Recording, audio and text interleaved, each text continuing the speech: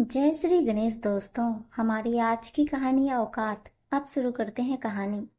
आंगन की रस्सी पर कपड़े सुखाने के लिए डालते हुए मधु की माँ बीच बीच में मधु को मनुहार करते हुए बोलती जा रही थी।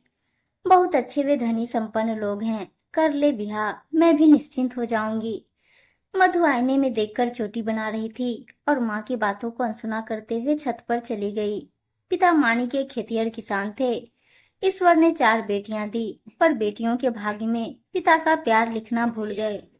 छत पर जाकर चुपके से मधु ने झांका वो झूले वाला खूबसूरत बड़ा सा घर। जन्नत इतना ही सुंदर होता होगा।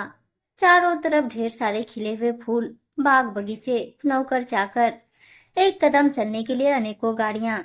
पर वो ये नहीं समझ पा रही थी अभी तक कि इतने संपन्न लोगों को क्या लड़की नहीं मिल रही, और लड़की चाहिए किसके लिए।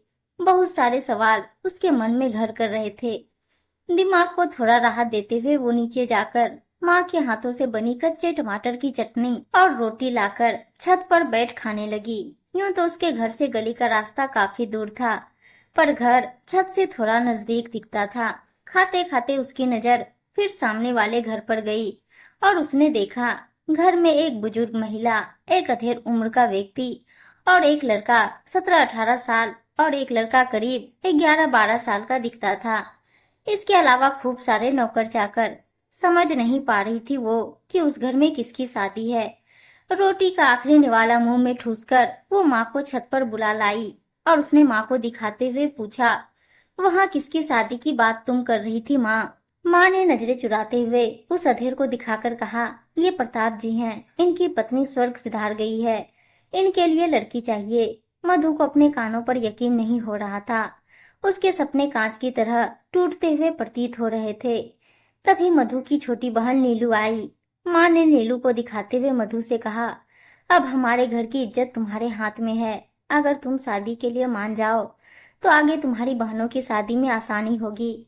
उम्र भी होती जा रही और हमें रिश्ता बताने वाला कौन है? माँ, हमारी औकात इतनी अच्छी नहीं कि उस घर की बहू बनूं। क्या सोचकर उन धनी लोगों के घर मुझे भेजना चाह रही हो? मधु ने सवालिया नजरों से माँ को देखा। माँ ने मधु को अपने सीने से चिपकाते हुए कहा, जानती हूँ हमारी औकात नहीं बेटा, लेकिन मैं हालातों के आगे मजबूर हूँ। उन लोगों ने ही आगे बढ़ के रिश्ते की बात की है और मैं टाल नहीं पाई ये सोचकर कि उन्होंने तुम्हारी बहनों की शादी का भी जिम्मा लिया है। मधु की आंखों से आंसू गालों पर दुलक आए और आंसू पोंछते हुए उसने शादी के लिए मौन स्वीकृति दे दी। शगुन हुआ। धूमधाम से तो नहीं, बहुत सादगी के साथ मधु ने 7 फेरे लिए, पर घर में दिल खोलकर स्वागत किया गया।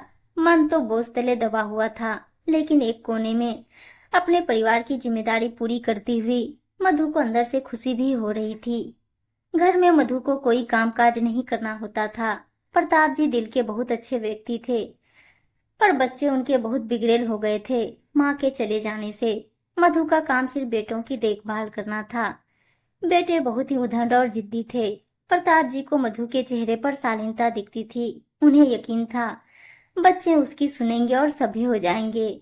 शुरू के कुछ दिन तो बहुत इज्जत प्रेम से निकल गए। बेटों को खाने की स्वादिष्ट किस्म चाहिए थी। हर दिन मधु कुछ न कुछ उनकी पसंद का बनाकर देती।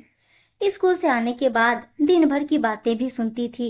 सब कुछ अच्छा चल रहा था।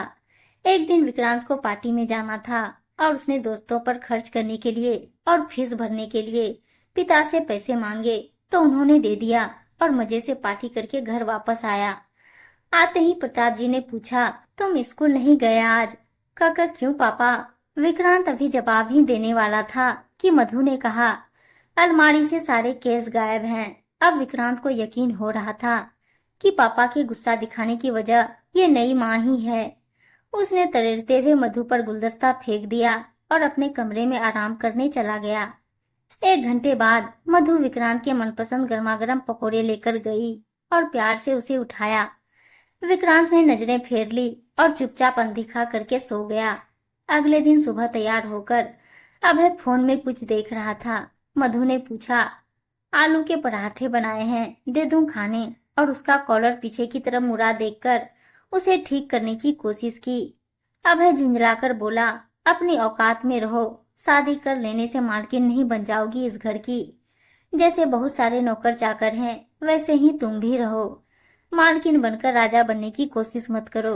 विक्रांत के कानों में अभय की आवाज आ रही थी। अब वो भी मौके से चुकना नहीं चाहता था।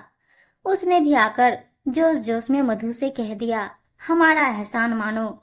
हमने तुम्हें झोपड़ी से महलों में बिठाया, औकात नहीं थी इस घर में रहने की, फिर भी तुम पर एहसान किया। मधु की आंखों से अविरल आंसू बहते जा रहे थे। औकात से याद आ गया उसे वो दिन, जब उसने माँ से सचमुच कहा था, उस घर में शादी करने की मेरी औकात नहीं है। पर छोटी बहनों का मुंह देखकर उसने बात मान ली थी। अंदर अंदर उसके सीने में दोनों बेटे की बातें चुभ रही थी। तभी प्रताप जी ने अभय को जोरदार थप्पड़ लगाते हुए कहा, नौकर नहीं है इस घर की। तुम्हारी माँ जीवन के ऐसे मझधार में छोड़कर चली गई, जहाँ से संभलना असंभव था। मधु ने मुझे सहारा दिया। जब तुम लोग को अपने हाथ से स्वादिष्ट व्यंजन बनाकर परोसती थी, तुम्हारे तलवों में तेल लगाकर थकान दूर करती थी और तबीयत खराब होने पर तुम्हारा सिर सहलाती थी, तब तुमने इसकी औकात क्यों नहीं याद दिलाई। मधु के लिए प्रताप जी का प्रेम देखकर अभय और विक्रांत समझ चुके थे कि माँ की जगह नई माँ ने ले ली है।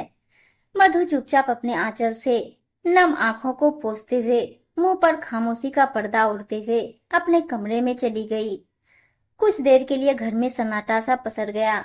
सन्नाटे के माहौल से विक्रांत का सिर दुखने लगा और चक्कर सा आने लगा। वो चुपचाप जाकर अपने कमरे में सो गया। कुछ देर बाद मधु उठकर बूढ़ी अम्मा के पास गई और उन्होंने बताया कि विक्रांत को सिर दर्द की समस्या है। मधु झट से उठकर शिथिल कदमों से विक्रांत के कमरे में जाकर उसके सिर पर मालिश करने लगी। झपकी से आंखें बंद हो गई थी विक्रांत की। नींद में ही उसने मधु को गले लगाकर माफ करने बोला और उसकी गोद में सिर रखकर मधु के हाथों को चूम लिया। मधु ने भी उसे माफ कर दिया और नई माँ से माँ बनकर उस सुने घर में अपने स्वभाव से चकाचौंध सी रोशनी फैला दी। घर में भी खुशियों का माहौल था।